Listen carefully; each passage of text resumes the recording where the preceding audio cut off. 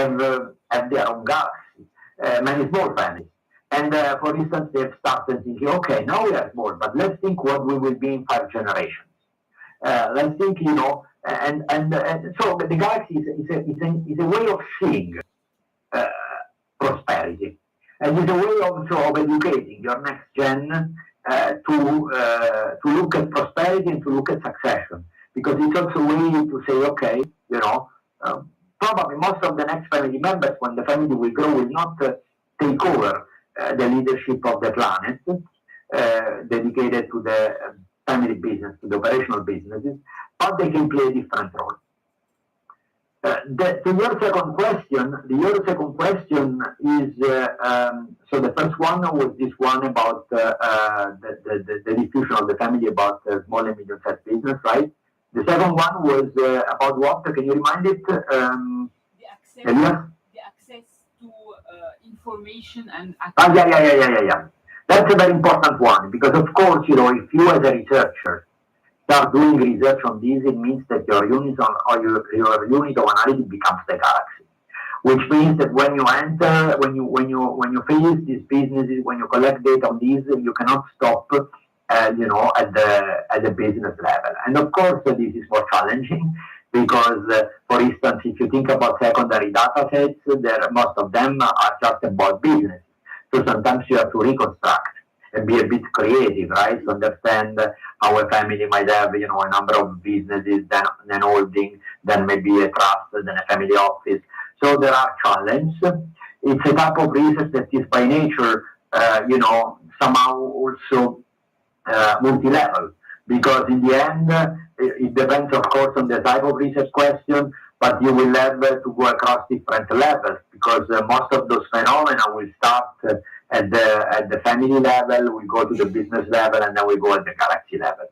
So, of course, it's ambitious, it's challenging, but I think it's doable, and I think, this would address, especially a scholar who is thinking about his or her own future career, is being promising in terms of letting him or her to address very fundamental questions. The type of methods that you need to employ can be various. Of course, with this ecosystem, I will start, for instance, encouraging PhD students to explore system theory, ecosystem theory, things like this.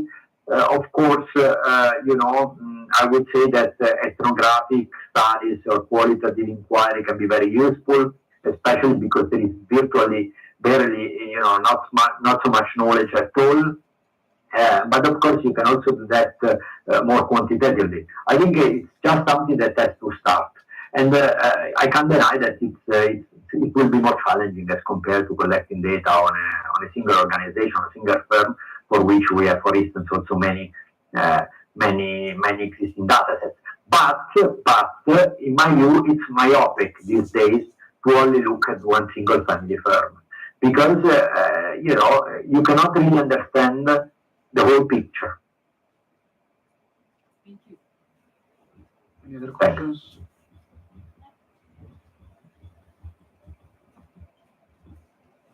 Hello, nice to see you, Alfredo.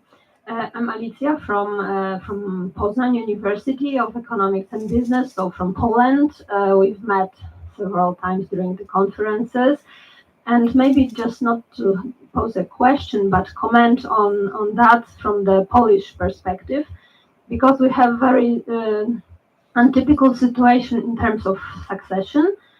Because after the opening the system of the economy, let's say, after the transformation in 89, this is the time where 90s, there are the times where most family-owned businesses were founded. And now we are focusing with something that is maybe not focusing, but we are struggling with the first generation part of the succession. And the situation is quite difficult, and we try to, in the Family Firm Institute, you probably heard about it, we try to give knowledge to family business owners how to deal with succession And we see also what you call here the galaxy, and to see at the bigger picture, to look at from the bigger perspective, bigger picture at the family firms.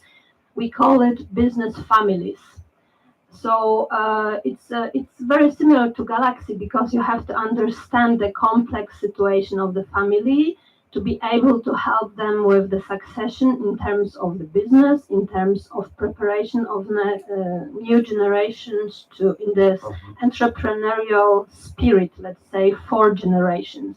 And we also see that it's not necessarily to be in one business, but you can use the funds, the idea of living as an entrepreneur. You can do it. You can go with it somewhere beyond, not only in the one business, another business, but also like family offices, family foundations. Very popular now is foundation in Poland, and also the constitution on family businesses, when you put your idea of being an entrepreneur or business family. So somewhere there is this galaxy of different people. I mean different people because one family nowadays is not necessarily the family ties. Because you have patchwork families, you have friends, you have the context is quite broad, I would say. So thank you for that, and I think that this culture dimension here and some other influences are also very important. So thank you. Thank you very much. I'm very happy to hear this. Actually, you are definitely right. A very important part of this book indeed is dedicated to exactly the family, right? At the center of the galaxy, at the end of the day, there is the family. And, many families have an amazing governance of their businesses, but they forget about the governance of their family. So how to govern a family, how to make a family work. And, even more often, they forget about the interface between the governance of the family and the governance of the business. So, yeah, thank you. Thanks for this comment. Any other? Elmarie and then Panikos. Hello, Alfredo. It's so sad to see you on the screen and not in person, but life happens. I just want to ask you, it's already complex what you explain here, and I've read sort of the key phases of your book. To what extent? What is your question? Sorry, I didn't get it. My question is, to what extent do you take into account the external environment? Because I think a lot of your challenges, you challenge the assumptions, but a lot of that is based on what's happening externally, economically, politically, socially, etc. So to what extent does your galaxy perspective take into account what is happening external to the family and the business? Thank you. Very good question. Yeah, first of all, let me say that it's unfortunate indeed, because I also was looking forward to be there, to meeting you and others. I had also stored a copy of the book for you and for other friends like Panikos, of course, Elias, etc. So sorry about that. I think, actually there is a lot about the exogenous aspects, because when we presented, for instance, what we call the family creators, right? These creators are family members who need to think, to envision how the galaxy should change, and to envision, how to change the different dimensions of the galaxy, based not just on the evolution of the family, which can be seen as an internal factor, but based on also the macro trend, based on evolution of the external environment. So, for instance, if we are in a macro trend where now artificial intelligence is paying more and more important, just to give you an example, or where we know that sustainability and things like this will be a driving force of motivation for the next generations. All these things should be kept into account when the family creators design their own galaxy. So the actual final strategy that a family decides to design should definitely be very much depending on this external environment. And I think we explained this in the last chapter of the book, where we deal more closely with this family creators figure.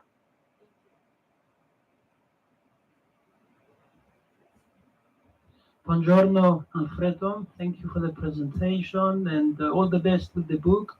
My Thank you, question, Panicos. Buongiorno. my question builds on the previous comment about the external environment, but I will take two perspectives.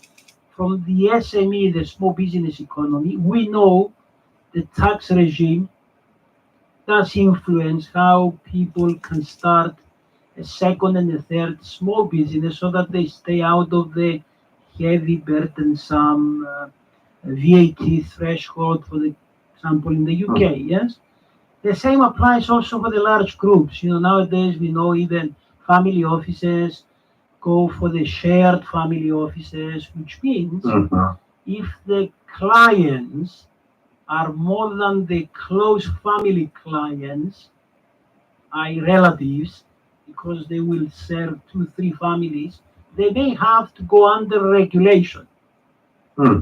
So how do you capture these? Any plans maybe for follow-up case studies? I didn't buy your book, but I have instructed Cambridge to buy a few copies.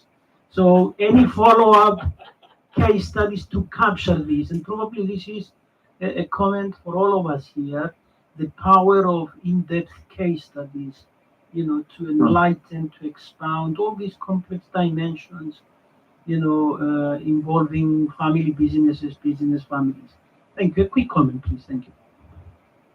Thank you very much, Panicos. We know that you are, besides being a researcher, also a very good advisor, so this is a very important comment. The tax perspective, let's say the technical issues perspective, tax, financial issues, is very important in the Galaxy. In the book, also for space reasons, we didn't have time to introduce very long cases that show the dilemmas and how they solve these dilemmas of entrepreneurial families. I have in mind some. I've also in mind, to write a teaching case, maybe around that. And of course, I would also be happy to collaborating with someone like you on that. These are very important. You are definitely right. When you reason with the family, with the client, around, okay, let's set up the foundations for prosperity for the next generations. You definitely, when you reason around each of these decisions surrounding each of the planets, you need to think about taxes, you need to think regulations, you need to think about the institutional framework. Families might decide, for instance, to establish their family offices. Sometimes they do in a different geography, because there might be some advantages out of that. The trust is another typical example of a planet that some families decide to establish in some specific country. So there are a number of technical aspects besides the soft and more managerial ones that have to be taken into account. I think in the book we reveal the importance of these aspects, yet we don't, although we have a number of, action boxes that stimulate family to reason around things, we don't have a real long case study based on a single family who goes through that. But I think it would be very interesting, and actually I could easily envision a teaching case around the family that establishes its own galaxy and all the difficult finance, tax, fiscal decisions that they have to do to make the final decision. So maybe something for further discussion together. Thank you, Alfredo. We can take 1-2 more questions you have. Any more questions? Can I finish with one? Okay, one more question. Sumaya? Sorry to question again, Alfredo. I had to introduce myself. Sumaya from France. We could exchange about some article I wrote about art-based research that I have sent you. And my question is, what about a multidisciplinary approach to research? Do you encourage multidisciplinary approach, theory from other fields to be applied to family business field? This is my Absolutely, yes. I think it's very important, very promising, especially now in the current development of the fields where we have been accumulating a lot of papers. But to be very honest, many of these papers basically only provide incremental values to the current state of knowledge, because they build on the same, perspectives or way of seeing things. So, different multidisciplinary approach that bring in disciplines like, for instance, psychology, anthropology, sociology, stuff like that, in my view, are very, very worth, and actually might be a wise strategy for young scholars who have to find their own identity in a field that is becoming very crowded, which is a plus, I think, because overall the legitimacy of the field is now established and nobody can question the importance of family business studies. But yet, I think since the phenomena are more and more complex, this multidisciplinary approach should be stimulated by supervisors, in my view. Okay, one last question by Michael Carney. Hi, Alfredo, it's Nick. Interesting comment. I just wonder what the level, with the level of analysis of a galaxy, you might go to the universe or to some sort of micro world. But I wondered who the actual audience for this is. Is it a practitioner? Is it for a family business? You mean the audience for the book, right? Yeah. Is it for professions? Is it for academia? Where is it pitched at? That's basically. No, it's mainly, yes. It's a book where we were targeting mainly practitioners, so families in business. Indeed, it's full of tools, frameworks, action boxes. Every chapter has a number of action boxes, reflection questions, checklists for you to check things. So it's mainly practitioners, but actually now we are also designing, undertaking a research agenda based on that. But the book is mainly for students and practitioners. Because there's a huge group of consultants now that are moving into this space, and it's very competitive. And I wonder about the extent to which people trust in these institutions, in places where the rule of law and institutions of contract and things are not very strong. This is a question I've been thinking about in places like, in Singapore, there's tons and tons of family offices, but not in China. There's no real trust in these kinds of actors. So I just wonder about that kind of thing, the growth in the family business advising profession. Mm-hmm. You've hit a very fruitful market, I would say. Yeah, I mean, that's a very good question. You're right. Academic advisors, family business advisors, family office advisors, and practitioners have been mushrooming, right? They've been developing quite a lot. For sure there are some institutional influences. So there are some geographies, that may trust more or less. Also, there is a matter of, I think, in my view, how much is rigorous to some extent in what you say, how much is not, how much is anecdotal, how much is not. That's a very good comment. Okay, thank you very much, Alfredo, for the very insightful keynote and the very insightful Q&A session that followed. I mean, please stay with us if you're available. Alan, yes, I will. Alan will. Thank you. So, thank you very much. No, thank you so much. Thank you. Thank you.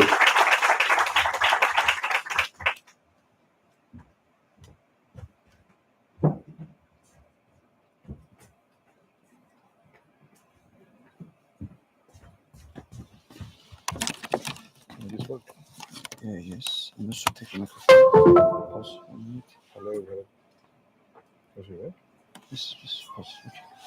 Hello. Okay. Yes, works. So, go to that one. This. Yeah, that one. All right. While this presentation is being set up, we don't have a lot of time, which is good. I'm sure thinking you would like some coffee and some pastries here. If you enjoyed our dinner last night here, it was absolutely delicious. So I'm just going to be brief. If I jump in some slides on some conversations, please forgive me, but I'm happy to catch up over coffee or something. So what are we going to be talking about here? And following Alfredo, again, it's very tough to follow Alfredo after a presentation, right? So I'm going to give it a little bit of stories of how this research is coming around, and again, very much linked to some of the topics perhaps you are related to. My name is Alan Cruz. I'm currently, this thing doesn't work. This is what usually happens in technology, don't it? Beautiful.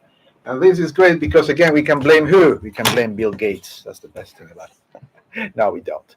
Advances in technology are always useful. But at the same time, they are always an issue. So what is it that we do? I am currently the director of the Center for Family Business at Manchester University Management School. And as Alfredo mentioned, Alfredo was part of course, he's still part of us. He was the director before, so I am the successors. And this has happened in family firms. It helps us as well to move forward in terms of what we do.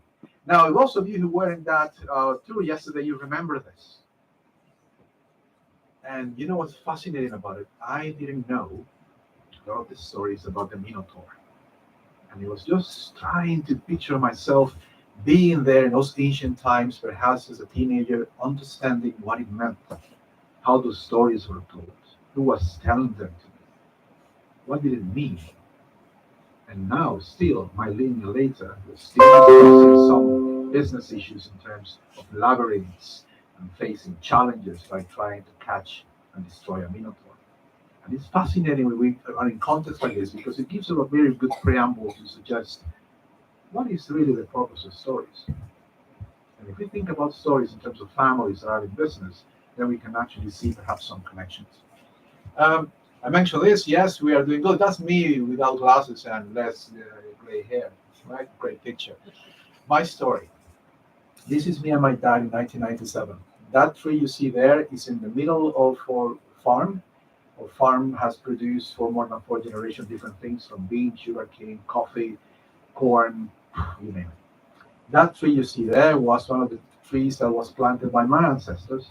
And today, that areas you see there, me and my dad built what is called the story house, where all the stories of different generations have been told, and where we have the opportunity as a family to come together and talk about what has happened in business. Why? Because many factions of my family have developed into different businesses, different sectors, and so it is a great context for us to come together and talk about what has happened, the challenges, the success, the issues, and of course, very importantly, who is going to take over. Right? My dad died in 2006, and what was challenging with that is that now I had an issue to challenge.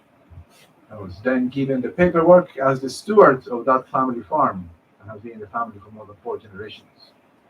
And yes, it's great to have the paperwork. Right? We are now entrusted to this for the next generation.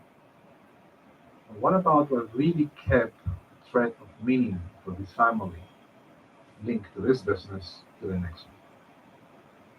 This was not the main business anymore. It was a flagship business. The business that we all identified with. The business of the place where we went all to listen to stories and make sense of what these stories meant. So it was not just about papers. It was not just about the asset itself. It was what it meant for a family. So,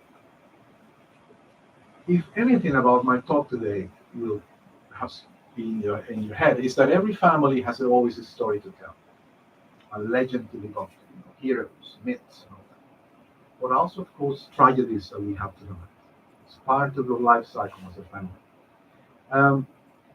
So very quickly, I'm going to run now. I hope you don't mind. All right, so I have to do some promotions. Apologies for that. But we have some authors and some editorial team members. And one of the key messages of our encyclopedia for family business, Alfredo is also a member, so he's also here, is that we have to be really considerate about the aspect of narratives and entrepreneurship for families and business. It's one of the key concepts and developments. We have Michael Carney as well, who has developed a work on conglomerates and other topics in terms of entrepreneurship. So really pleased that he's here as well, because he can tell you more about his work on the break. But very importantly is that it is important we talk about this. Some of them is common sense. We are not narratives. We talk about narratives all the time. What is the narrative? What is the story? All these different bits, different concepts that come together. But at the end of the day, when we talk about this in terms of families and business, we are talking in a context that actually allows us to describe things. Narratives have many meanings, many elements. But today we're going just to concentrate on stories, although I would have loved to go more into myths just after yesterday's walk. Now, what is important here is that we talk about narratives in terms of family business research. What is it that really is useful for us? Well, they provide a framework for meaning. tell us a little bit more about his families have endured different issues, different challenges, different success, and what is it that he will translate into the everyday activities. And so they tell us in a way these narratives and record of these families, these stories. And most of them have kept from family to family, from generation to generation in an oral history form. Sometimes these stories become myths and legends and tragedies as well.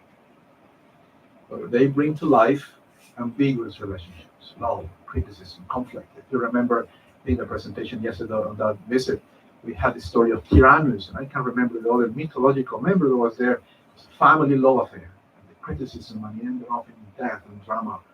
And again, these narratives, these stories tell us a little bit more, not only about what the family do, but how will it impact for generations to come. So when we take a look at stories, what do they do? We take a look at the stories that these families will tell us, and we are talking to them about, tell us your story, tell us how you started this business, tell us how this business is developing. Or like Alfredo was mentioning, tell us how this galaxy has developed over time. We actually are trying to understand a little bit more about that vital information that these families are trying to convey from one generation to the next. That story has meaning.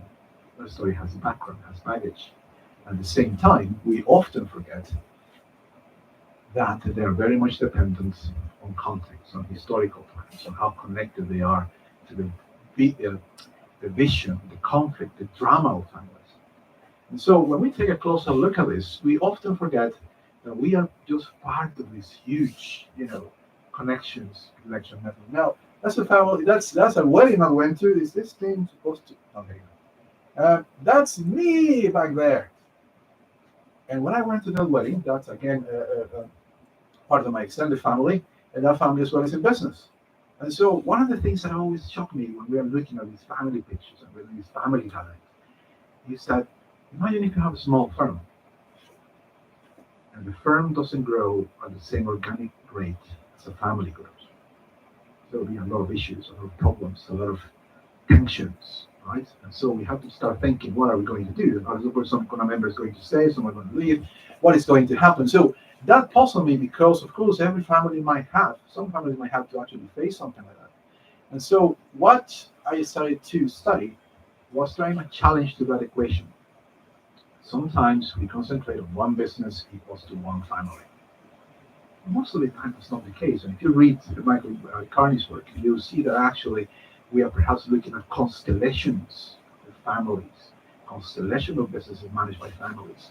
And so, of course, if you don't have more than one business controlled by several members of the family and a multiplicity of those businesses, it is very nice to think there's only one story.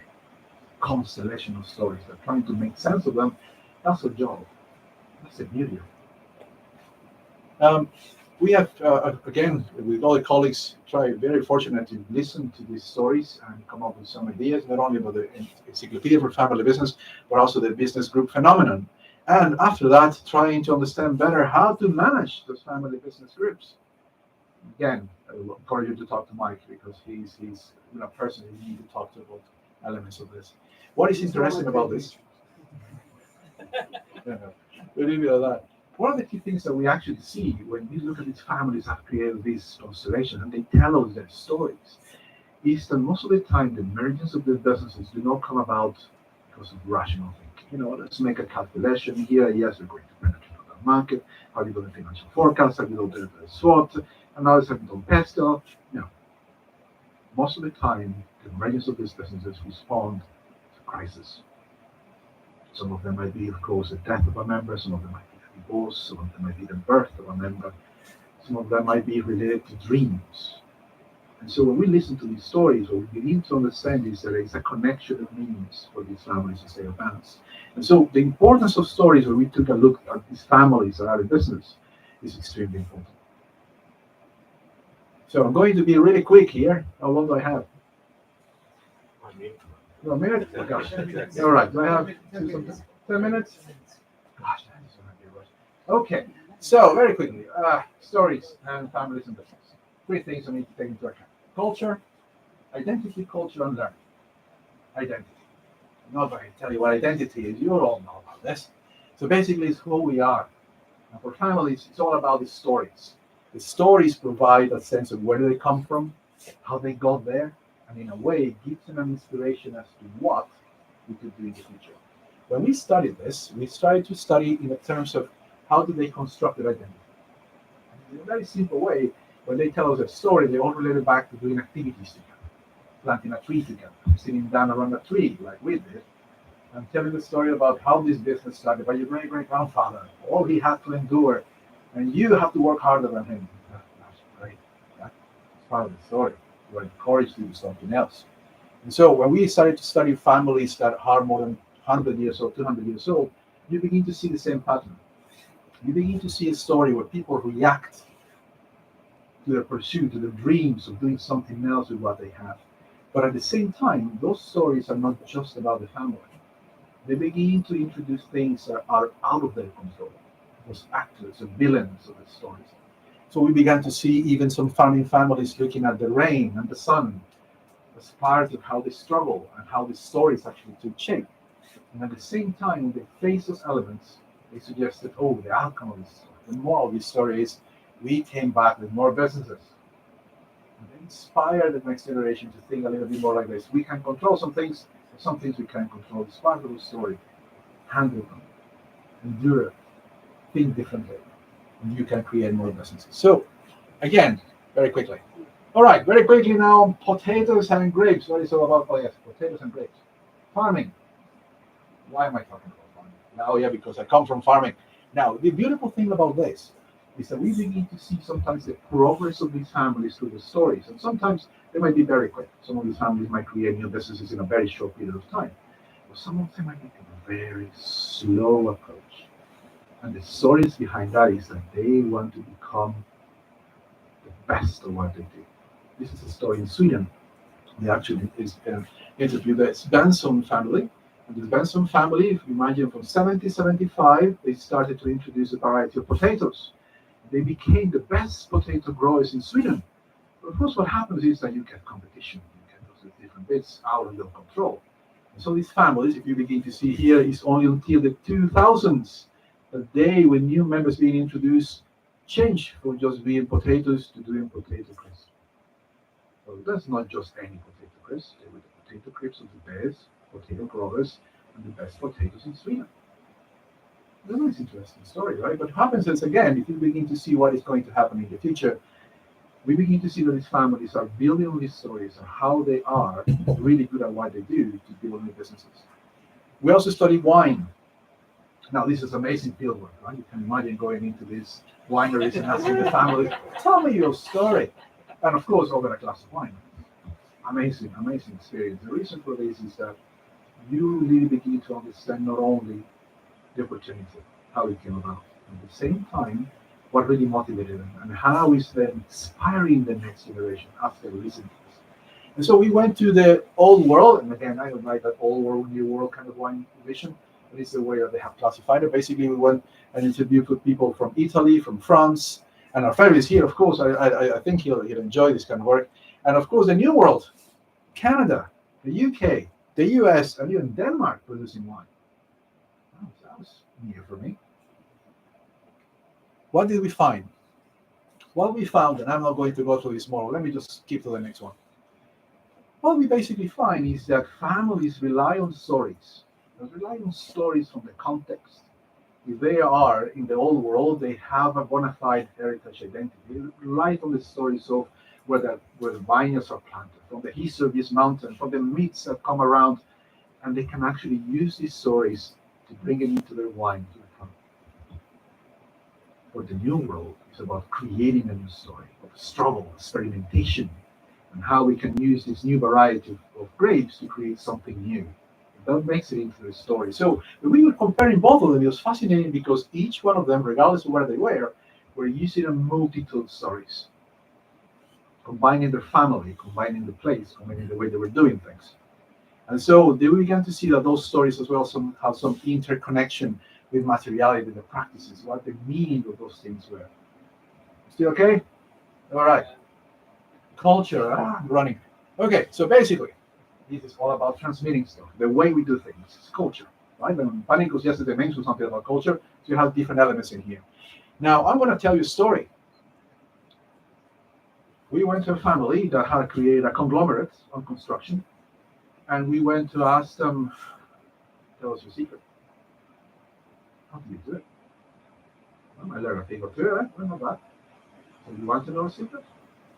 Yes, please. You play Monopoly. That's it? You play Monopoly? So, yeah. Because when we play Monopoly, we change the name of the different things of the game to the streets of the city we want to attack. And then when we are playing together, we share stories. We share how you're going to do it. How do you think you're going here? What are you going to do? Finances. Who's going to be involved in this? You think, gosh, that's a new way of playing Monopoly. I love it. But then again, you begin to see how these stories and the context of these stories are shared is really important for these families to really create meaning, stay advanced over time. And then again, this is area of work and has been helpful for us as well, is where do they do it? They can go to a board most of the time. They do it around the dinner table, around driving from one place to another. And in those things, they celebrate the success. They also talk about their failures, which is never easy. If you are going ever to interview a family, they'll tell you the great stories, and some of them will have a hard time to tell you the failures, the challenges, the tragedies. Once they do, you begin to see the direct connection that these things have.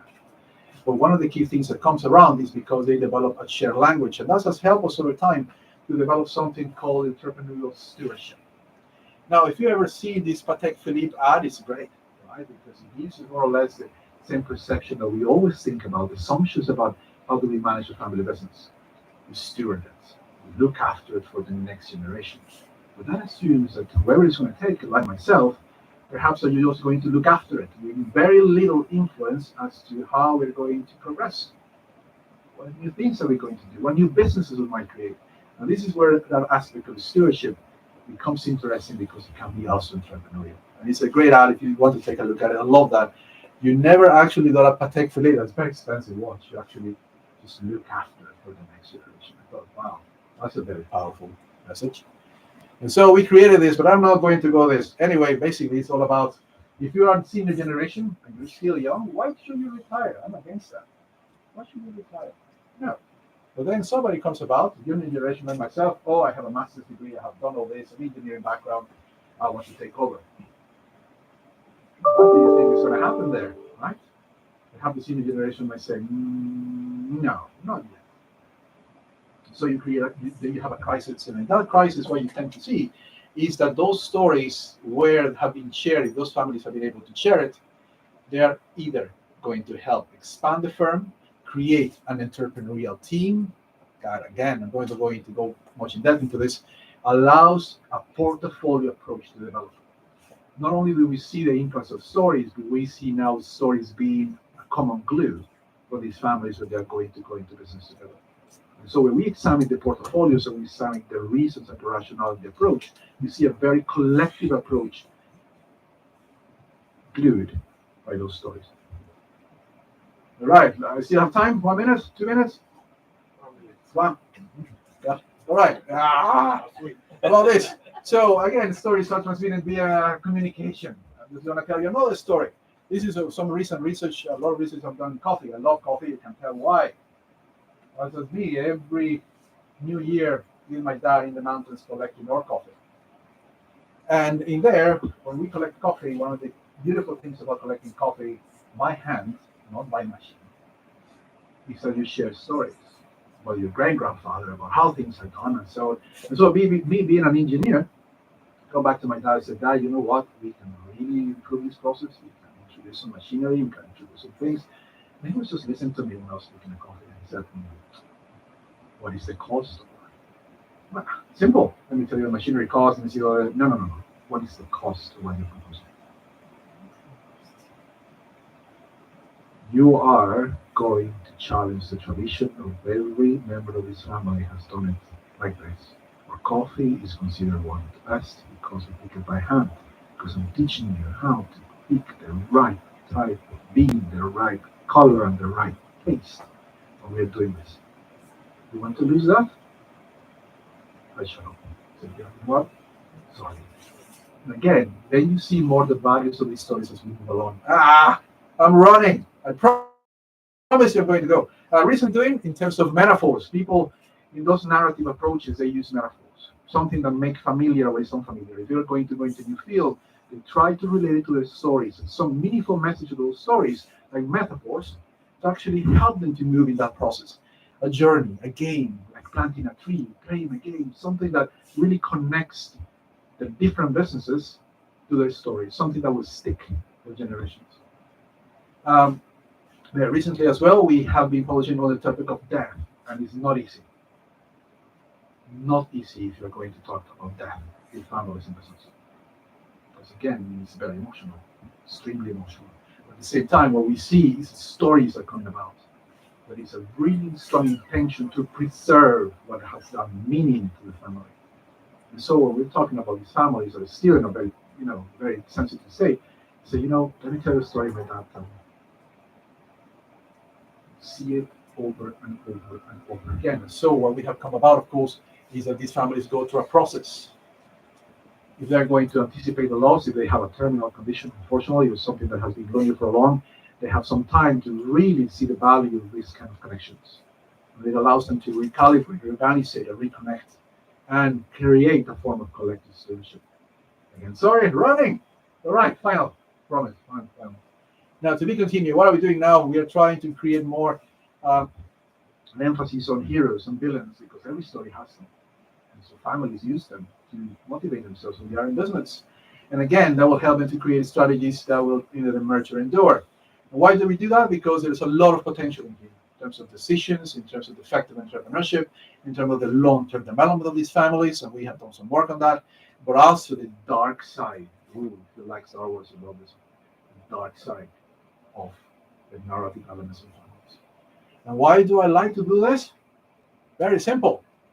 You see me there? That's a cacao tree. Why did I decide to plant the cacao now? Daddy, I like chocolate. How I do create an environment where I can generate my own stories. And again, it gives me a context for me to publish not only my research, but at the same time, create the opportunities to understand this phenomenon better. Why? Because sometimes we see the challenges that women have when they are going to lead family firms. And if I want my daughter to take that firm or that set of firms in the future, I need to create an environment to understand stories that she might find useful. Again, the beauty about this? Yesterday I realized when we were there and we were talking, the conversations that we were having, is that children here in Cyprus, I imagine, of course, a minotaur exists. There's no question about that, right? Maybe a fairy tale, whatever it is. But the meaning of that story is not that minotaurs exist. They do know they exist. The story. But the meaning of the story, perhaps, understood it, is that they can be dealt with. That's the story of a person who did it. So the meaning for every family and business that is perhaps in Cyprus, a lot of pieces and baggage here that can be used driving for the place itself, in combination with the family-owned story. That's me. Thank you very much. And sorry about that. That's it.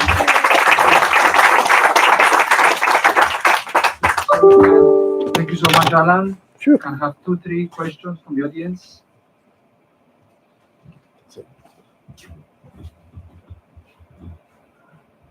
Thank you, Alan. It's great seeing you again. And I must say that it has been such an amusing experience seeing you presenting today. Very engaging.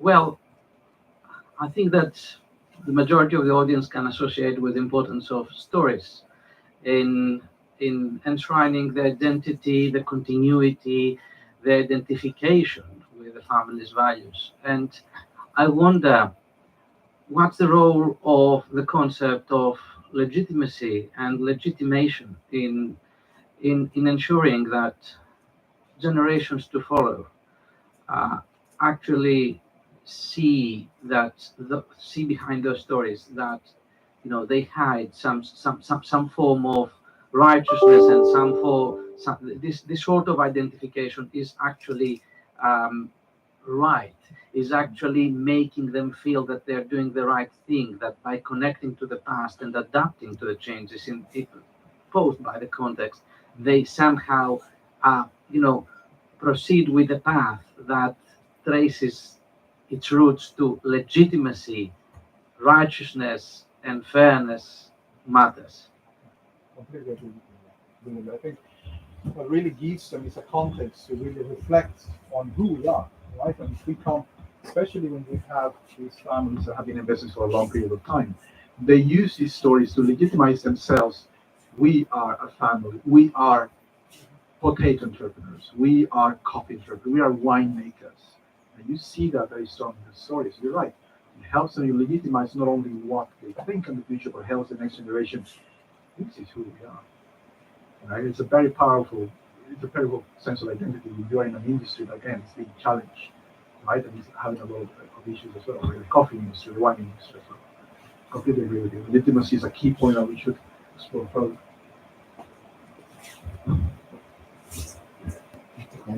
All right.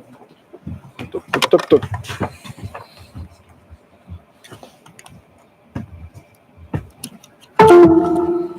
Just the microphone here. No. Hello, Professor. I'm George Antoniadis.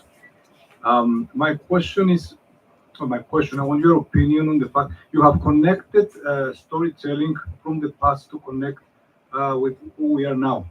Would you find it appropriate, also as a businessman, as an academic, to use the techniques of storytelling in connecting with the future? For example, this is who we are now, and I will write a story for the future, and I will follow this story in order to shape my future strategy. Would you find that appropriate? Absolutely. I think, like the Minotaur story, I mean, sorry if I'm borrowing, if I'm appropriating cultural things, my limited understanding of the Minotaur and the labyrinth stories, it doesn't refer into that. Every story that we hear when we're interviewing these families has a plot, has a structure. And when they reflect on it and they tell you the story, one of the key things that these elements of stories have is an impact for the future. What have we learned? What is the lesson of this story? Why do they stick? Because these families know that in the future they might be facing similar things. Just like challenges of facing a Minotaur, it can be anything, a competitor or something like that. The story is look at what we have done before. What is the lesson of what we experienced, the struggle, the challenge, how hard it is, who was involved, the heroes, the villains? You're going to experience the same. But what did we learn? So I remember, for example, when I was with my parents, in that tree, my grandmother, who started, she was one of the matrix of the business as well. She started her firm and grew it from nothing. She started to tell us her stories. You're going to experience competition. You're going to experience all this. You're going to experience, let me tell you the story. And then when you become on it, you rely on those stories, not only to do business at the moment, you're thinking, now I understand the lesson. Now I need to think how to put it on to my life. You're absolutely right. They don't only create something in the present, but give you a lesson that you can share for people in the future. I think the issue sometimes is finding the best place in the context to share these stories, which is hard. Some of these families have to find them. Like for example, for us, it was a tree. For other families, is sometimes in the middle of crisis, the best time they can do it. Is trying to motivate families to sit down and share stories. Sometimes it's very difficult because what we find in some families is that some family business leaders don't want to, or they keep it to themselves, or they have to struggle. Sometimes they say, I don't want them to experience the same. But we say, actually, the lessons of what you experience, you tell them in the story, it will be easy for them to grasp and understand what you have gone through, what the previous generation have gone through, and how they can deal with something like that in the future. So I'll tell them, I agree with you. It's very important for the future. Thank you for a great question. Thank you. One more question.